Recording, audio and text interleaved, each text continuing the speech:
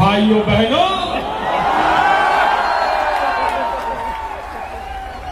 मेरे देश के युवा, भारत का भविष्य, मेरे भारत मां के लाल, इस प्रकार से जंतर मंतर पर प्रोटेस्ट करते देखता हूं तो मुझे पीड़ा होती है। भाइयों बहनों, जिस प्रकार से आप लोगों पर आंसू गैस का गोला छोड़ा गया, मुझे पूरा भरोसा है कि आंसू आपकी आंख से ही नहीं बल्कि आपकी वीडियो देख करके पूरे हिंदुस्तान की आंखों से आ रहे थे।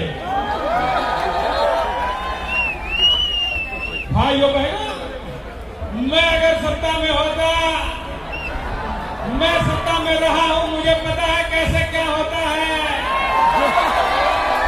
मैं अगर सत्ता में होता तो ये युवाओं को यहां ऐसे बिखरने बगड़ने नहीं देता, ये युवाओं को रोने नहीं देता, ये बेरोजगारों को यहां पर घूमने नहीं देता। और इसलिए जब मेरी सरकार बनेगी और अब बन गई है, बनी हुई है, अब बनी हुई में मोदी जी मेरे सपने में आ जाते हैं। रात को ही मोदी जी सपने में आ गए। जहाँ खड़े थे वहीं हैं। मैंने पूछ लिया, मैंने कहा मोदी जी ये पेपर लीक हो रहा है, ये सब कुछ हो रहा है, ये क्या हो रहा है? जहाँ खड़े और थे आपने वहीं कहा था शुरुआत में 15 लाख का, तो मोदी जी बोले भाइयों बहनों,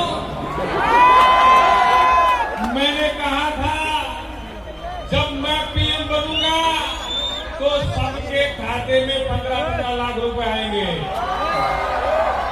और अब मुझे जरा बताइए, अगर एक आध पेपर लीक होने से अगर किसी के खाते में 15-15 लाख रुपए आते हैं तो इसमें घाटा है क्या?